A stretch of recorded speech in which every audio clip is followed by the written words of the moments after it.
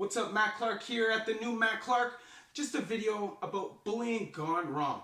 I know that nobody likes a bully, so you'll like this story. Please stay tuned. It's a great story. Love each and every one of you at the new Matt Clark.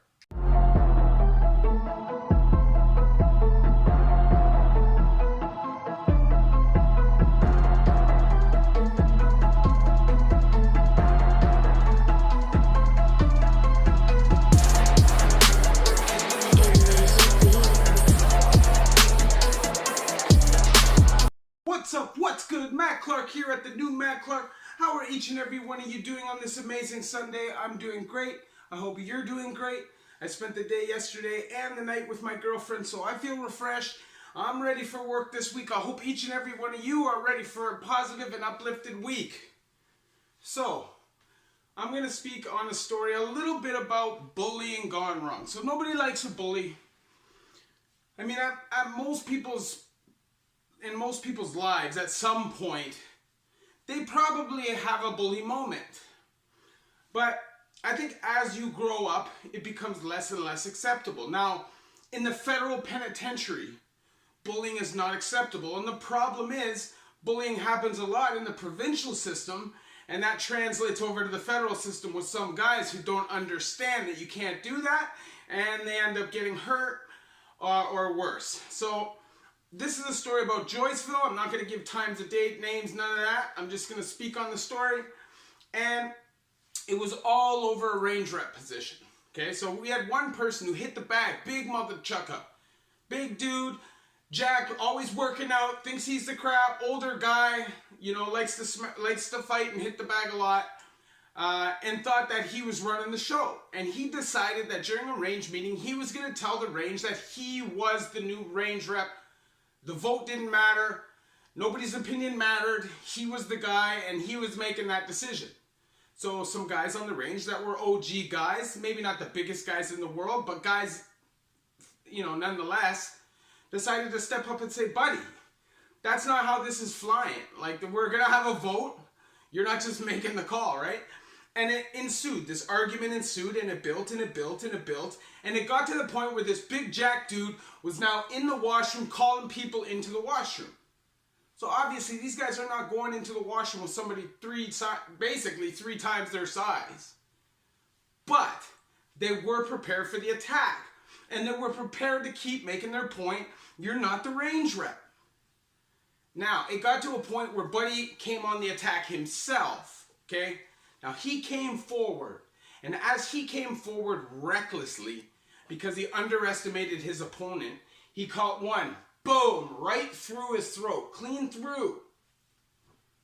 Kept coming forward, boom, right clean through.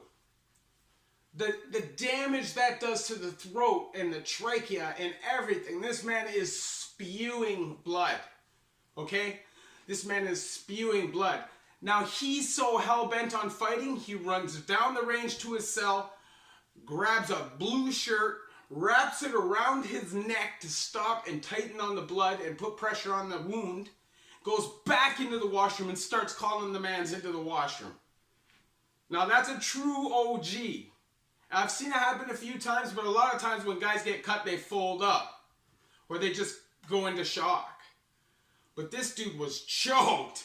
And he was spraying blood everywhere. You don't know what's in that blood. There could be AIDS in that blood, Hep C in that blood. You just don't know. So you got to stay away if you're ever in that situation. So if you're ever in the penitentiary, if you're ever in the provincial bucket, and you're in a situation where there's blood and bodily fluids spilt, you stay away from it. There could be diseases, and it's just not good. It's not safe, so stay away. Plus, you could also get in hella trouble just for cleaning stuff up. Now, if you have to clean it up, whatever. You understand? So, anyways, my point being, this guy underestimated his opponent and was now losing blood by the court, okay? Regardless whether he tied it off or not, this man was going down, and he was going down quickly. The officers, I guess, caught wind to what was going on, came in, took the man off, even though he was trying to fight everybody. And it's just a stark reminder that no matter how tough you are, somebody's always there to chop you down. You're never going to be the toughest, even if you're actually the toughest. You know, because there's ways to stop that bully crap. without being tougher than a person. You know, if you have the element of surprise or the element of numbers, doesn't matter how tough somebody is. And I know you think because you can hit a bag, run around, smash people, and maybe you're the toughest guy physically with your hands. But how far are you prepared to take it? Are you prepared to take it to a place with knives and weapons? Because some people who may not be tough at all, but they'll come and try to murder you whether you're tough or not because they have a weapon. So this is something that you always have to think about. Doesn't matter how much, kickboxing or boxing you do, you can always be chopped down. And bullying always has karmic debt. It's never good to pick on somebody weaker than you. It's never good to take advantage of somebody who you can just because you can for your benefit. And I think that if you have any kind of principles as a man, you wouldn't do those kind of things. But the reality is, in the prison system, those kind of things happen all the time. And if you're somebody who's never been in there and you're going in for your first time, this is something you always have to be aware of. You can always be a mark for an extortion. You can always be a mark for something that, being ripped off for drugs. Any of that stuff happens all the time. So pay attention. Make sure you know what you're getting yourself into and try to stay out of those things as much as possible. So other than that, I just want to say that in all my years in the federal system, I've seen lots of bully stuff, okay? I've seen guys knock guys out and do their dope in their cell. I've seen guys take guys' cartons of cigarettes right out of their hands right after they walk out of the canteen line, because in prison there is a rule against box thieving, but there is no rule against robbery.